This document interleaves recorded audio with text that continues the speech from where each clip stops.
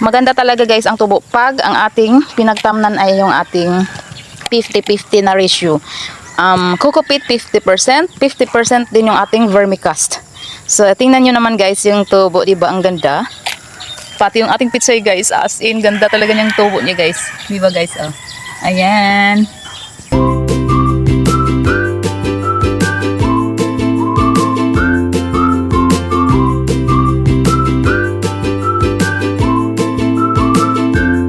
Good morning again guys. Yari na sabta sa ato tanom. Update ta sa ato tanom guys. Ayan, dahil morning ngayon, silipin natin yung ating pichay. Sobrang ganda ng tubo niya guys. Ang lalapad ng kanyang dahon. Ayan oh. Wow.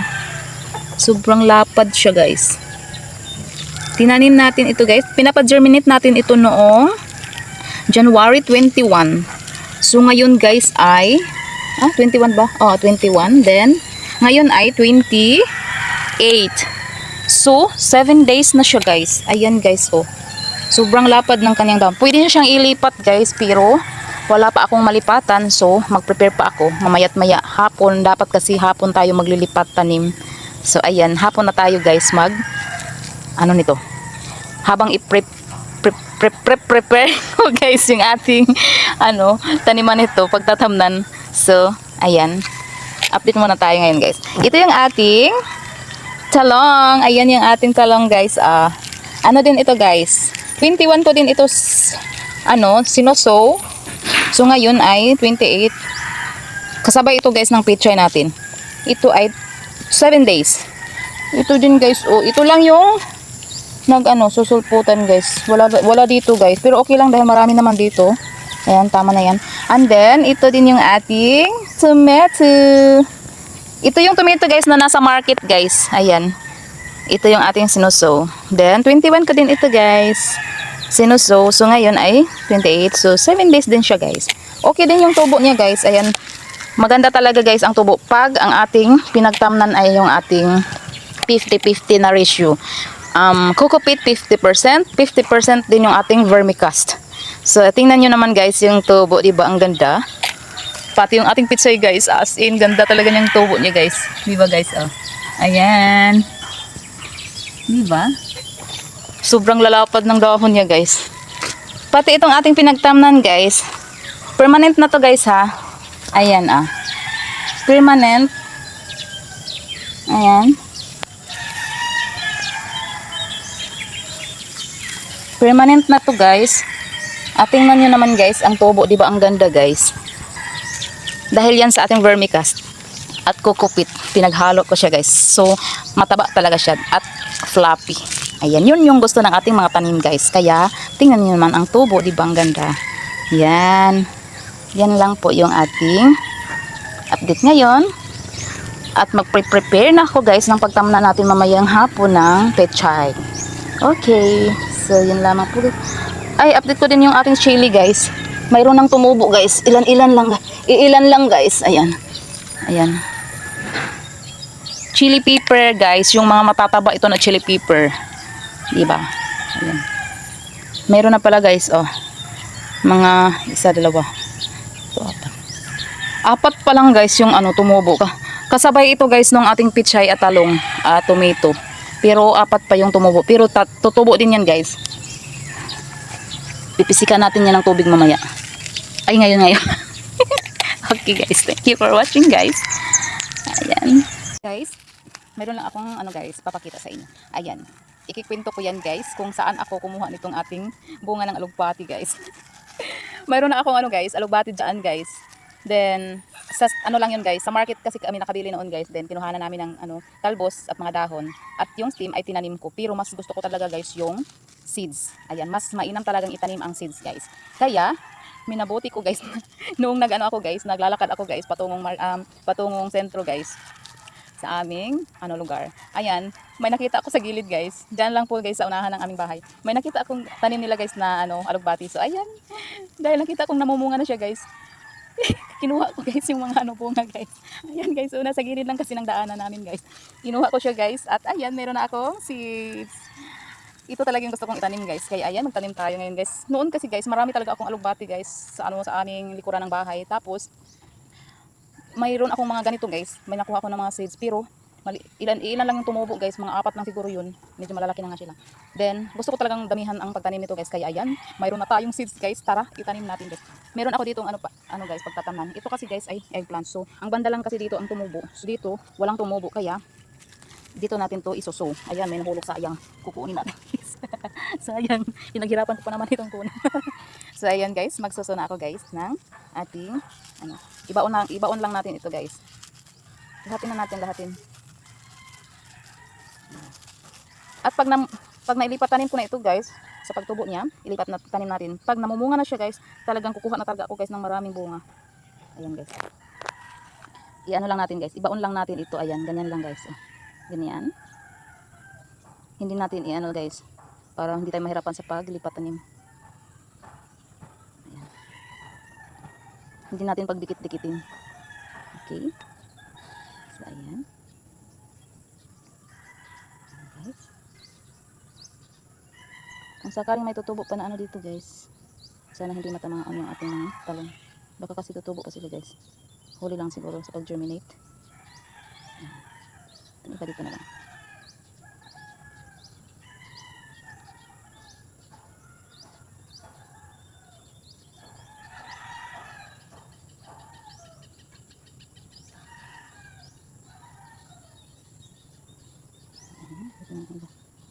Okay.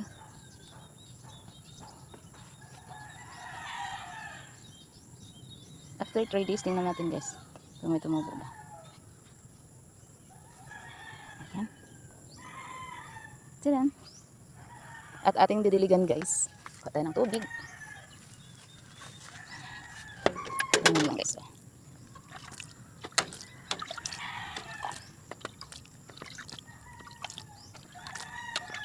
Oh, medyo multo. So ayan. At ating takpan. Kasi dapat takpan talaga siya guys. Okay. Ayan lang po guys. Thank you for watching again. Guys, puntahan natin yung ating tanim na bougainvillea. Ayan. Ang plano ko dito guys sa bougainvillea guys ay i-transfer ko ito guys direct sa lupa. Para magamit ko itong ating mga pot guys. Maganda kasi ang lupa na ito guys para sa ating mga tanim na gulay. So ayan. Ito yung ating paglilipatan ng pichay. Okay. Then medyo nababahala na ako nitong ating bougainvillea guys. Hindi ko alam talaga. Parang na-stress talaga siya guys sa sobrang palaging maulan. Diba guys? Oh. Ayan. Pumapangit talaga siya guys. Sayang.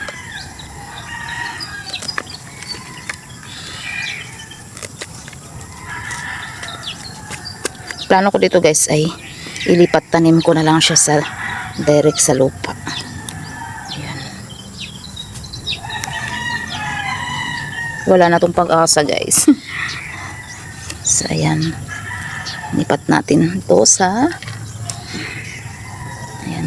Ito na lang talaga ang okay. Ayan. Mabubuhay ito guys. Basta ako ang magtanim. Hindi pwedeng hindi mabubuhay. Ayan. Guys.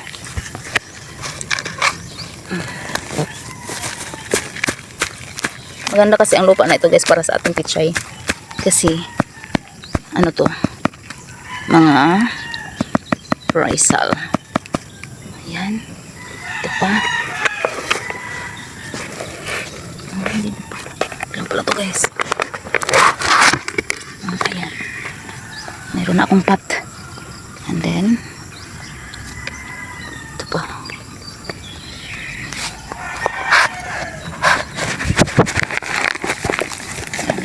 ugat. Sobrang daming ugat guys. Kumakapit na sa ano, carbonized ay sa rice hull. Ayan. Nagtataka ako bakit ganun guys. Ang ganda naman ng pinagtamnan ko na lupa. Siguro talagang sa ano, dahil sa matinding ulan palagi. Kaya ganito yung nangyayari sa ating bougainvillea. Ayan guys.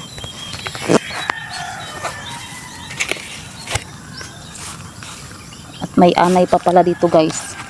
Baka inaanay na ito. Ito pa guys. Ito yung maganda talaga guys.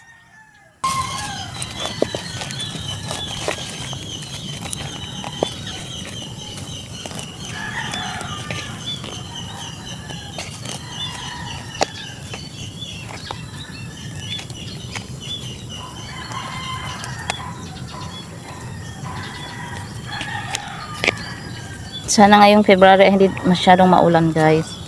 Para naman magaganda yung tubo ng ating mga gulay.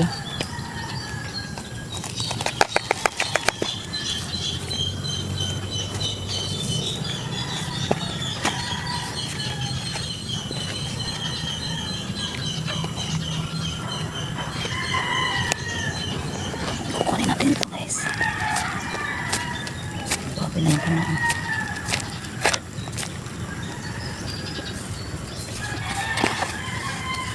Parang walang lupa nito guys. Para puro ano, rice hull.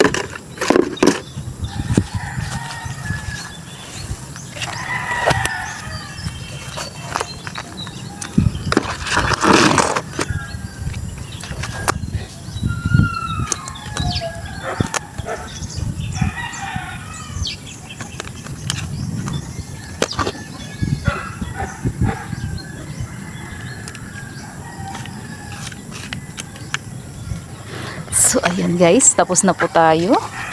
Ready na po siya guys. Mayroong dalawa dito guys na walang laman.